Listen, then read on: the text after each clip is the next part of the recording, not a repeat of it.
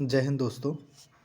आज हम देखने जा रहे हैं यूपी पीसीएस का मोस्ट इम्पॉर्टेंट टॉपिक प्रेसिडेंट या राष्ट्रपति, जो कि हमारे प्री में और मेंस में दोनों में समान रूप से उपयोगी है। और प्री में देखा जाए तो लगातार प्रेसिडेंट से सवाल तो आते ही आते हैं। तो जैसा कि आप जानते हैं, हमारे भारतीय संसद के 3 अंग हैं। पहला विधायिका, दूसरा कार्यपालिका और तीसरा राष्ट्रपति। ये भी आप जानते होंगे कि कोई भी बिल जो संसद में आता है वो राष्ट्रपति की अनुमति से ही कानून या विधि के रूप में पारित होता है। बिना राष्ट्रपति की अनुमति के नहीं हो सकता है। तो हम राष्ट्रपति के बारे में पढ़ना चल रहे हैं। हमारे संविधान के भाग 5 के अनुच्छेद 52 से 78 तक में संघ की कार्यपालिका का वर्णन है।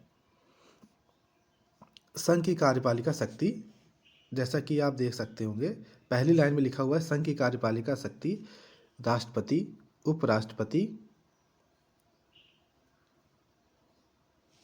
प्रधानमंत्री, मंत्रिमंडल तथा महान्यायवादी इसमें शामिल होते हैं। कि राष्ट्रपति, उपराष्ट्रपति, प्रधानमंत्री, मंत्रिमंडल तथा महान्यायवादी शामिल होते हैं। ये भी एक तथ्य ही है। ये भी प्री के रूप में प्री में सवाल आ सकते हैं इस पे कि कौन कौन से संघ की कार्यपालिका में शामिल होते हैं। जो राष्ट्रपति है वो हमारे संविधान के भाग 5 में आर्टिकल 52 से 78 तक में वर्णित दिया गया है। और राष्ट्रपति भारत का राज्य प्रमुख होता है। वह भारत का प्रथम नागरिक भी होता है राष्ट्रपति। अब जैसे अमेरिका में है कि राष्ट्रपति को मैक्सिमम लिमिट है 2 बार चुने जाने की, मगर भारत में ऐसा नहीं है। राष्ट्रपति भारत का राज्य प्रमुख होने के साथ साथ वह कितनी बार भी निर्वाचित हो सकता है। उसके चुने जाने की कोई समय सीमा नहीं है, उसे कितनी बार भी चुना जा सकता है। अब हम देखते हैं राष्ट्रपति का निर्वाचन। देखिए, हमारे जैसे हम आप चुनते हैं, विधायक चुनते हैं या सांसद चुनते हैं, इनको जब हम चुनते हैं तो इस पे हम डायरेक्ट वोट जाके देते हैं प्रत्यक्ष रूप से। मगर जो राष्ट्रपति निर्वाचन होता है उसमें जनता प्रत्यक्ष रूप से वोट नहीं करती है। निर्वाचन जनता प्रत्यक्ष रूप से नहीं करती है। अगर निर्वाचन मान लीजिए दोनों, क्यों नहीं करती है प्रत्यक्ष या अप्रत्यक्ष रूप से, अगर कोई ये पूछे तो देखिए, अगर प्रत्यक्ष रूप से जनता निर्वाचन करेगी तो राष्ट्रपति को ये लगेगा कि हम डायरेक्ट जनता के द्वारा चुने गए हैं, तो वो अपने अधिकारों या निरंकुशता के तौर पे देखा जा सकता है उसको। इसीलिए जनता अप्रत्यक्ष रूप से इसमें प्रत्यक्ष रूप से निर्वाचन नहीं करती है, बल्कि इसमें निर्वाचक मंडल के सदस्य निर्वाचन करते हैं। और उस मंडल में कौन कौन शामिल होते हैं तो आप देख सकते हैं, संसद के दोनों सदस्य, राज्य विधानसभा के निर्वाचित सदस्य और केंद्र शासित प्रदेश दिल्ली, पुडुचेरी और जम्मू कश्मीर विधानसभाओं के निर्वाचित सदस्य। बाद के अमेंडमेंट द्वारा दिल्ली और पुडुचेरी को जोड़ा गया है। पहले दिल्ली, पुडुचेरी शामिल नहीं थे। संसद के दोनों सदनों के निर्वाचित सदस्य है, ये आपको ध्यान देना है, इसमें मनोनीत नहीं, खाली निर्वाचित सदस्य। और राज्य विधानसभा के, विधान परिषद के नहीं, क्योंकि विधान परिषद हर राज्य में नहीं है, खाली 6 राज्यों में है, इसलिए राज्य विधानसभा के निर्वाचित सदस्य। अब हम देख लेते हैं राष्ट्रपति के पद हेतु अर्हताएं, क्या क्या एलिजिबिलिटी है इसकी। तो पहली बात है वह भारत का नागरिक हो। यहाँ पर ये ध्यान देने योग्य बात है यहाँ पर कि वह जन्म से नागरिक हो ऐसा नहीं कहा गया है, वह भारत का नागरिक हो। वह 35 वर्ष की आयु पूर्ण कर चुका हो। वह लोकसभा सदस्य निर्वाचित होने के लिए अर्हित हो। ये नहीं कहा गया है कि वह लोकसभा का सदस्य हो, ये कहा गया है कि वह निर्वाचित होने के लिए अर्हता रखता है। और लोकसभा को निर्वाचित होने के लिए अर्हता रखता है, बस यही कहा गया, उसका सदस्य होने के लिए नहीं कहा गया है। वह संघ सरकार में अथवा किसी राज्य सरकार में किसी स्थानीय प्राधिकरण या सार्वजनिक प्राधिकरण, मतलब मेन इसका 4th पॉइंट का संक्षेप में यही है कि वह किसी लाभ के पद पर ना हो, लाभ का पद पे वो ना हो, मतलब किसी गवर्नमेंट पोस्ट या किसी समिति के सदस्य, इन सब में ना हो वो। तो ये उसकी अर्हताएं हो गई। अब आप जैसे जानते ही हैं कि आगे लिखा है संविधान का अनुच्छेद 53 फर्स्ट के अनुसार संघ की कार्यपालिका शक्ति राष्ट्रपति में निहित होगी। संघ की कार्यपालिका शक्ति राष्ट्रपति में निहित होगी और संपूर्ण सरकार के क्रियान्वयन के लिए, मतलब इसको मैं आपको संक्षेप में बताऊं कि कोई भी काम भारत सरकार का होता है तो उस पे आखिरी साइन राष्ट्रपति के ही होते हैं। और ये कहा भी गया है कि भारत के मतलब संघ की कार्यपालिका शक्ति राष्ट्रपति में निहित है ही है। और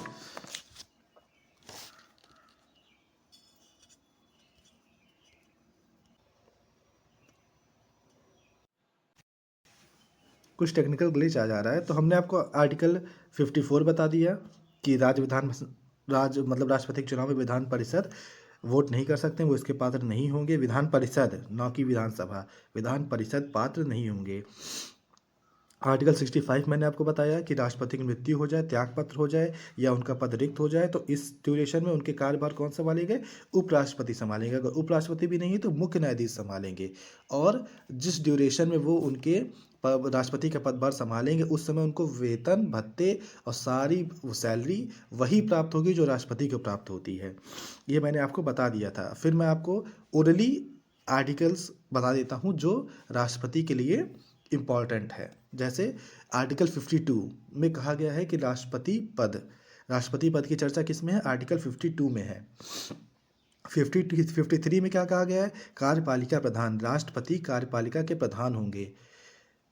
54 में कहा गया है निर्वाचन, कि राष्ट्रपति के निर्वाचन के लिए कौन कौन सदस्य इसके मतलब किस कौन कौन सदस्य इसमें वोट कर सकते हैं, क्या क्या अहर्ता होंगी। 55 में राष्ट्रपति के कोटे की चर्चा की गई। कोटा मैं अभी आपको आगे बताऊंगा कोटा क्या होता है, मगर आप पहले ओरली ये पढ़ लें आर्टिकल। 55 में कोटे की चर्चा की गई है। 56 में राष्ट्रपति के कार्यकाल की चर्चा की गई है कि राष्ट्रपति का ड्यूरेशन कितना होगा कार्यकाल का। 57 में दोबारा निर्वाचन, राष्ट्रपति की दोबारा निर्वाचन, की राष्ट्रपति दोबारा निर्वाचित हो सकता है कि नहीं, इसकी चर्चा की गई है। 58 में राष्ट्रपति की योग्यता की चर्चा की गई है। 59 में शर्त या दशा, कि राष्ट्रपति पद बनने के लिए क्या शर्त हैं, किन दशाओं में राष्ट्रपति बना जा सकता है, ये 59 में चर्चा की गई है। और आर्टिकल 60 में शपथ की चर्चा की गई है। आर्टिकल 60 में शपथ की चर्चा की गई है। 61 में महाभियोग की चर्चा की गई है कि राष्ट्रपति को कैसे हटाया जा सकता है। राष्ट्रपति को केवल महाभियोग के द्वारा ही हटाया जा सकता है। अब जैसे वो आपने पढ़ा सुना, आपको मैंने बताया आर्टिकल 53 में कार्यपालिका प्रधान कहा गया है। तो देखिए दो टाइप के प्रधान है, एक औपचारिक प्रधान, एक है वास्तविक प्रधान। देखिए औपचारिक प्रधान वही है कौन? राष्ट्रपति कार्यपालिका के। मगर वास्तविक प्रधान कौन है? प्राइम मिनिस्टर हैं। क्यों? क्योंकि जितने भी आप देखिए मीटिंग्स होती हैं, जितने भी निर्णय लेते होते हैं कैबिनेट के या इनके, ये प्राइम मिनिस्टर ही लेते हैं। और ये भी कहा गया, ये अब मैंने आपको पहले बता ही दिया कि आर्टिकल 74 कि राष्ट्रपति मंत्रिपरिषद की सलाह पर ही कार्य करेंगे। तो इसलिए कहा जाता है राष्ट्रपति को कि औपचारिक प्रधान है। कार्यपालिका के वास्तविक प्रधान पीएम ही है। राष्ट्रपति के से चुनाव देख लेते हैं। तो जैसे राष्ट्रपति के चुनाव में डायरेक्ट वोट नहीं दिया जाता है। राष्ट्रपति के चुनाव की जो प्रणाली उसको कहा जाता है एकल संक्रमणीय अनुपातिक प्रणाली। एकल संक्रमणीय अनुपातिक प्रणाली मतलब इसमें चरण के हिसाब से वोट दिया जाता है। ये अलग एक विषय है समझने का, इसको मैं अलग से आपको समझा दूंगा क्योंकि ये बहुत लंबा प्रोसेस है, तो मैं इसमें आपको अलग से समझा दूंगा। बस आप ये जानिए कि राष्ट्रपति के निर्वाचन की प्रणाली को कहते हैं एकल संक्रमणीय अनुपातिक प्रणाली। इसमें वोट कौन कौन करता है? लोकसभा, राज्यसभा, विधानसभा के निर्वाचित सदस्य, मनोनीत सदस्य नहीं करते हैं। मतदान कैसे होता है? गुप्त मतदान होता है और अप्रत्यक्ष रूप से मतदान होता है। जनता डायरेक्ट वोट नहीं करती है। और इसमें आज तक एक तथ्य ये भी आप याद रखिए कि आज तक इसमें द्वितीय चरण जो वोट में हुई है वो खाली एक ही बार हुआ है, पीवी नरसिम्हा राव के समय। आज तक उसके बाद दोबारा आज तक एक से बार मतलब निर्वाचन नहीं हुआ है। मैंने आपको आर्टिकल 55 में राष्ट्रपति का कोटा बताया था कि कोटा क्या होता है। तो राष्ट्रपति का जो कोटा होता है वो कुल वोट अपॉन कुल प्रत्याशी +1 ये है इसका राष्ट्रपति का कोटा।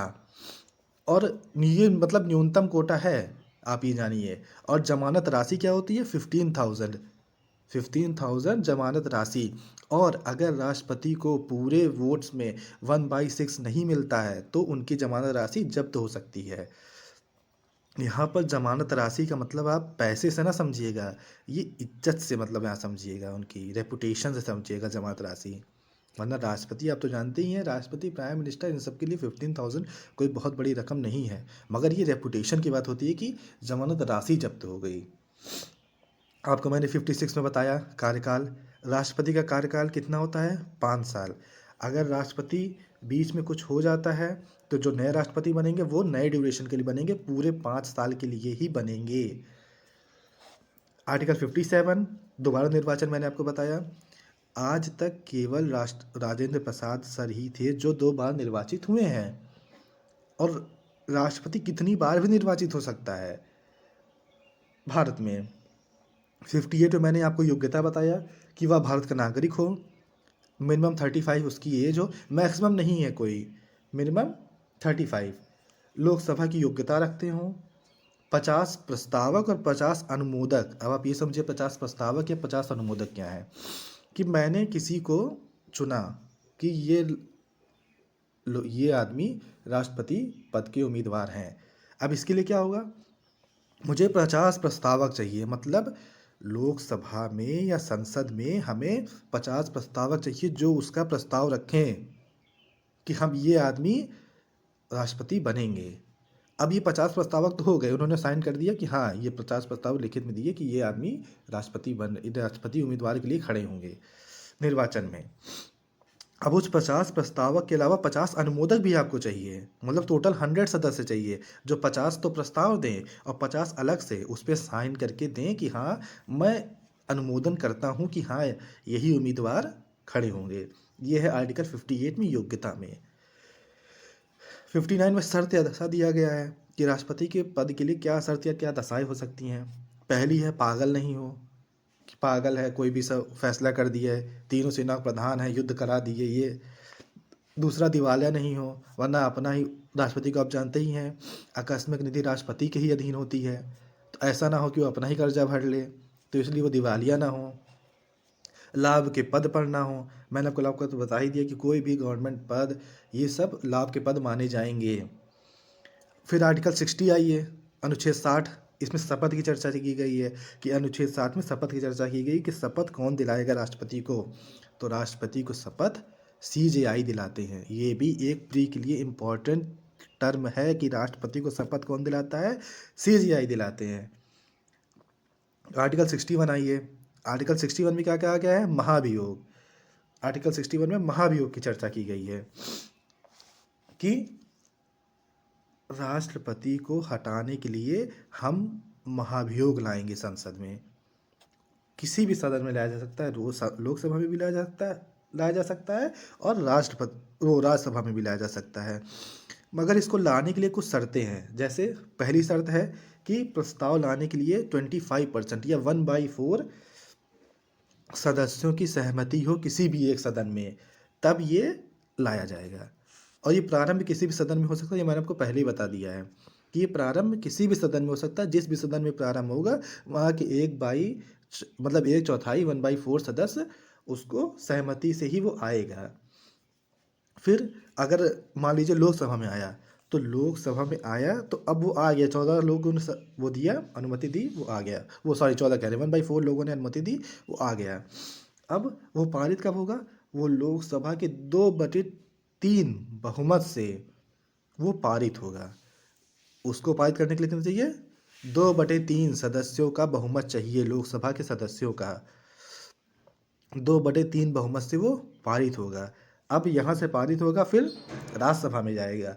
राज्यसभा में जाने से पहले 14 दिन, मतलब राज्यसभा में जब जाएगा तो उसके लिए आपको 14 दिन पहले आपको राष्ट्रपति को नोटिस देना होगा कि आपके खिलाफ महाभियोग लाया गया है, जो लोकसभा से पास हो चुका है, राज्यसभा में आया है।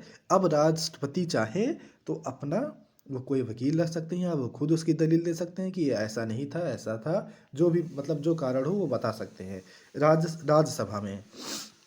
अगर राज्यसभा ने भी 2/3 बहुमत से उसको पारित कर दिया तो राष्ट्रपति का निष्कासन हो जाएगा। ये था पूरा महाभियोग प्रोसेस। ये डिटेल है प्रोसेस है। इसको मैं जब मेंस का क्वेश्चन कराऊंगा इसी पे राष्ट्रपति पे, तो मैं आपको जैसे क्वेश्चन हो गया कि राष्ट्रपति क्या वास्तव रबड़ का स्टैंप है या महाभियोग प्रक्रिया क्या होती है, इस समय आपको मेंस के क्वेश्चन जब कराऊंगा यूपीपीसीएस के लिए, तो मैं इसको आपको डिटेल में बता दूंगा। ये खाली प्री के लिए है और आपको थोड़ा नॉलेज हो उस सब्जेक्ट के बारे में, ताकि जब मेंस के क्वेश्चन करें तो आपको बैकग्राउंड पता हो कि हाँ ऐसा है। बाकी हम मेंस के क्वेश्चन में इसको डिटेल में देखेंगे। और मैंने आपको ये बता ही दिया, ये ध्यान में रखिएगा कि मनोनीत सदस्य भाग नहीं ले सकते हैं और विधान परिषद भाग नहीं लेगी। ये आपको ध्यान रखना है निर्वाचन में।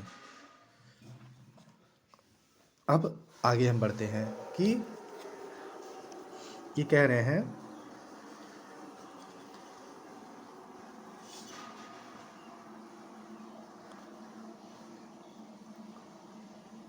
और ये देखिए एक इम्पॉर्टेंट पॉइंट यहाँ लिखा हुआ है कि आर्टिकल 74(1) आर्टिकल 74(1) के तहत प्रधानमंत्री मंत्रिपरिषद का प्रधान होता है और 75(1) के अनुसार प्रधानमंत्री की नियुक्ति राष्ट्रपति करते हैं। मैंने आपको पहले बताया था कि प्रधानमंत्री नियुक्ति राष्ट्रपति करेंगे जो मंत्रिपरिषद का प्रधान होगा।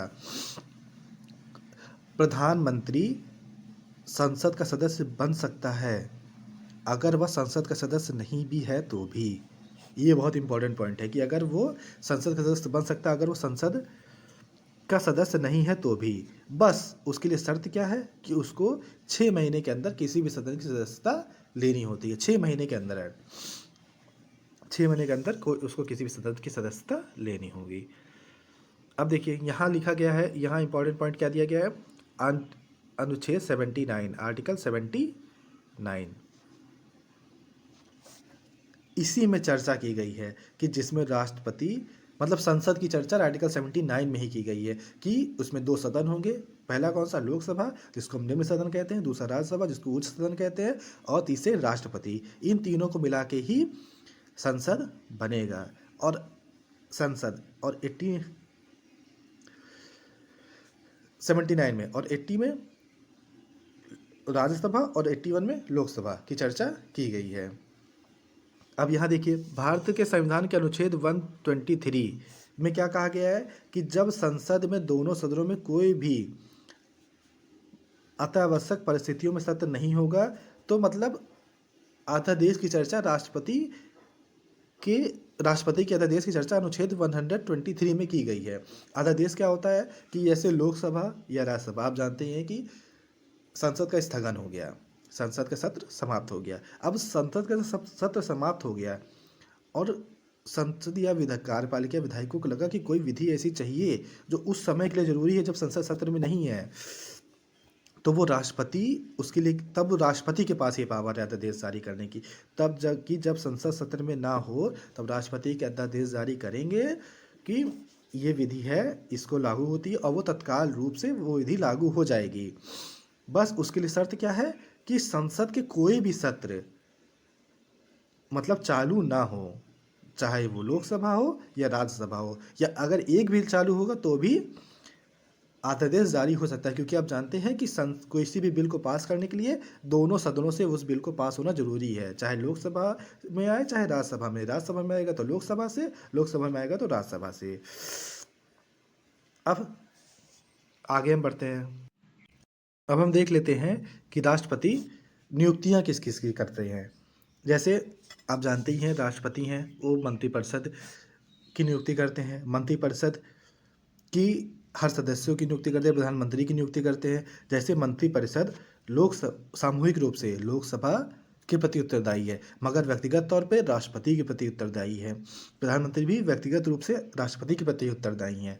जैसे इसमें लिखा भी हुआ है कि भारतीय राष्ट्रपति संविधान के अनुच्छेद 76 के अनुसार महान्यायवादी की नियुक्ति करते हैं, 148 के अनुसार सीएजी की नियुक्ति करते हैं, नियंत्रक एवं महालेखा परीक्षक, और 155 के अनुसार आर्टिकल 155 के अनुसार राज्यों के राज्यपाल की नियुक्ति करते हैं राष्ट्रपति। ये तीनों पॉइंट इम्पॉर्टेंट है, आपको इसको याद करना पड़ेगा कि महान्यायवादी की नियुक्ति क्यों करता है, क्योंकि इसमें कन्फ्यूज़न क्या होती है कि राष्ट्रपति करेंगे कि सीजीआई करेंगे। यहीं पर गलतियां होती हैं कि राष्ट्रपति करेंगे या सीजीआई करेंगे। राज्यों के राज्यपाल की नियुक्ति कौन करेगा, सीजीआई करेंगे कि राष्ट्रपति करेंगे, ये तो बहुत कन्फ्यूजिंग टॉपिक हो जाता है। तो तो आपको इस पे ध्यान देना है। फिर जैसे संसद के दोनों सदनों के अधिकार, संदेश भेजने का अधिकार आर्टिकल 86 में है, के अंदर किसको है, राष्ट्रपति को अधिकार दिया गया है। क्षमादान आर्टिकल 72 में किसको है, राष्ट्रपति को है। क्षमादान दोनों कर सकते हैं, राष्ट्रपति भी कर सकते हैं, राज्यपाल भी कर सकते हैं, मगर दोनों में अंतर क्या है कि राष्ट्रपति मिलिट्री में भी क्षमादान कर सकते हैं, मतलब मिलिट्री के विषयों पर भी, और मृत्युदंड भी पूर्ण रूप से माफ़ कर सकते हैं, जबकि राज्यपाल मृत्युदंड माफ़ नहीं कर सकते, ना उनके पास मिलिट्री पावर है किसी भी क्षमादान करने की। ये राज्यपाल और राष्ट्रपति में मेन बहुत सबसे बड़ा अंतर यही है, बाकी सारी पावर सेम है। मैंने आपको बताया ही 123 के आर्टिकल 123 के अनुसार ये अध्यादेश पारित कर सकते हैं, और बिल मैंने आपको चर्चा की थी वही मैं आपको बता दे रहा हूँ कि आर्टिकल 111 के अनुसार ही राष्ट्रपति किसी बिल पे साइन करते हैं, मतलब बिल पे विधि बनाने का अधिकार राष्ट्रपति को आर्टिकल 111 के तहत दिया गया है। हम आगे बढ़ते हैं, तो उसके आगे देख लेते हैं कि अभी आपातकाल में आपको इसी में बताऊंगा, तो मैं आगे देखते हैं कि ही मैंने आपको बता ही दिया, राजेंद्र प्रसाद थे, 2 बार चुने गए हैं, ये मैंने आपको पहले ही बता दिया है। और देख लेते हैं इसमें क्या क्या दी गई है। हाँ, जैसे ये दिया गया है, ये इंपॉर्टेंट पॉइंट है कि आप जानते हैं अनुसूचित क्षेत्र होते हैं, कि ये अनुसूचित क्षेत्र जैसे असम ये हो गया या मणिपुर हो गया, ये सब क्षेत्रों को घोषित करने का अधिकार किसको है, राष्ट्रपति को है, कि राष्ट्रपति ही घोषित कर सकते हैं किसी भी भौगोलिक क्षेत्र को अनुसूचित क्षेत्र। और आगे हम बढ़ते हैं कि राज्य के राज्यपाल की सहमति से राज्य के अनुसूचित क्षेत्र के क्षेत्रफल को बढ़ाया जा सकता है, मतलब घोषित राष्ट्रपति करेंगे और बढ़ाएगा उसका अधिकार कौन, राज्यपाल ही उसके क्षेत्र को बढ़ाएगा राष्ट्रपति की अनुमति से। अब इसमें अब हम आपातकाल आपको बता देते हैं। आपातकाल की चर्चा किसमें की गई है, 3 आपातकाल होते हैं मेनली क्या 3 ही आपातकाल होते हैं, राष्ट्रीय आपातकाल, राजकीय आपातकाल, और तीसरा है वित्तीय आपातकाल। जो राष्ट्रीय आपातकाल है उसकी चर्चा आर्टिकल 352 में की गई है, जो राजकीय आपातकाल है वो 356 में। राजकीय आपातकाल को आप राष्ट्रपति शासन भी कहते हैं, तो 356 में उसकी चर्चा की गई और 360 में वित्तीय आपातकाल की चर्चा की गई है। तो राष्ट्रीय आपातकाल कब लगाया जा सकता है ये आप जान लीजिए। और लाया कहाँ से गया था, ये जर्मनी से लाया गया था आपातकाल, जर्मनी के संविधान से हमने आपातकाल लिया है। और ये कब लगाया जा सकता है, 352 के तहत, आक्रमण हो या युद्ध हो रहा हो या सशस्त्र विद्रोह हो। आंतरिक विद्रोह भी पहले था, मगर इसको इंदिरा गांधी के समय में जिसकी वजह से लगाई गई थी इमरजेंसी, वो अब ख़त्म कर दिया गया है 1975 में, जो इसी की वजह से आंतरिक विद्रोह के उस पे ही 1975 में इमरजेंसी लगाई गई थी, जो 42nd अमेंडमेंट या 44 अमेंडमेंट के द्वारा ख़त्म कर दिया गया है। नेशनल इमरजेंसी अब नगर नेशनल इमरजेंसी लगाना हो तो कैसे लगेगी, मंत्रिमंडल की लिखित सलाह पर ही राष्ट्रपति इसको लागू करेंगे, और इसको लागू होगी तो यह केवल 30 दिन तक ही लागू हो सकती है। 30 दिन के अंदर अगर राष्ट्रपति ने इसको लागू, मतलब 30 दिन के लिए लागू होगी, राष्ट्रपति जब लागू करेंगे मंत्रिमंडल की लिखित सलाह पर, और जब ये लागू हो जाएगी तो 30 दिन के अंदर ही संसद, लोकसभा या राज्यसभा द्वारा दोनों के द्वारा लिखित अनुमोदन और 2/3 बहुमत के द्वारा आप जब पारित करेगी तब नेशनल इमरजेंसी 6 माह तक लागू की जाएगी। मतलब लोकसभा और राज्यसभा लिखित अनुमोदन देंगे और 2/3 बहुमत से इसको पारित करेंगे, तब नेशनल इमरजेंसी 6 माह तक लागू होगी। और यह 6 माह कर करके इसको बढ़ाया जा सकता है, और हर बार 2/3 बहुमत की आवश्यकता होगी। ये आपका हो गया राष्ट्रीय आपातकाल आर्टिकल 352। और अब आगे आपको बताते हैं राष्ट्रपति शासन, ये आर्टिकल 356 में है। इसके लिए भी मंत्रिमंडल की लिखित सलाह चाहिए होती है। और इसके पीछे का आधार क्या होता है लगाने का, कि राज्य संविधान के अनुसार शासन नहीं कर पा रहा है, या राज्य में जो इस समय सरकार है वो बहुमत में ना हो, या राज्य में शांति ना हो, तब ये राष्ट्रपति शासन लगाया जाता है। हाँ, इसका दुरुपयोग भी होता है कि ज़बरदस्ती का राष्ट्रपति शासन लगा दिया जाए, या वो राजनीतिक हित की वजह से राष्ट्रपति शासन लगा दी है, मगर इसके पीछे तीन आधार ही हैं कि राज्य संविधान के अनुसार शासन ना हो रहा हो, राज्य में शांति ना हो, और राज्य में जो सरकारें हैं वो राज्य में जो सरकार है वो बहुमत में ना हो, तब राष्ट्रीय आपातकाल लगाया जा वो राष्ट्रीय आपातकाल कह रहे हैं, राष्ट्रपति शासन लगाया जा सकता है। और तीसरा है वित्तीय आपातकाल, आर्टिकल 360। आज तक 360 का यूज़ भारत में नहीं हुआ है।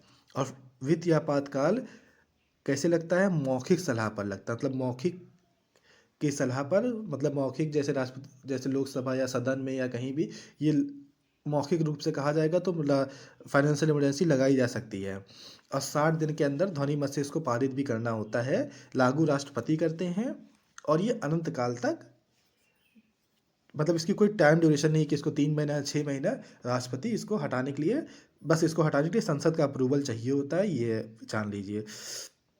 तो ये था राष्ट्रपति तीनों आपातकाल। तो आज के लिए इतना ही रखते हैं। नेक्स्ट पार्ट में हम राष्ट्रपति को मेंस के पर्सपेक्टिव से पूरा डिटेल में समझेंगे, एक एक टॉपिक को, कि मतलब जैसे क्वेश्चन आ सकते हैं, क्वेश्चन आए भी हुए हैं कि राष्ट्रपति पद की कार्यपालिका का वर्णन कीजिए, राष्ट्रपति की वर्णन कीजिए, कैसे क्या प्रोसीजर क्या है, मतलब शुरू से लेकर आखिरी तक, आर्टिकल 52 से लेकर महाभियोग तक कैसे इनका होता है, क्या क्या इनके पावर है, क्या क्या ये कर सकते हैं, महाभियोग क्या होता है, ये सब आ सकता है। और शॉर्ट नोट्स में भी आ सकता है पीसीएस के पेपर में कि 125 शब्द में लिख के बताइए कि महाभियोग क्या होता है, इसको कहाँ से लिया गया है, आपातकाल क्या होता है, इसको कहाँ से लिया गया है, क्या राष्ट्रपति डबल स्टैंप है, ये सब क्वेश्चंस आ सकते हैं। तो मैं इसको डिस्कस करूंगा आपसे, राष्ट्रपति पूरा डिटेल में एक एक चीज़ कि क्यों हुआ, कैसे हुआ, इसके प्रभाव क्या है, आगे की राह क्या है। तब तक पढ़ते रहिए। जय हिंद, जय भारत।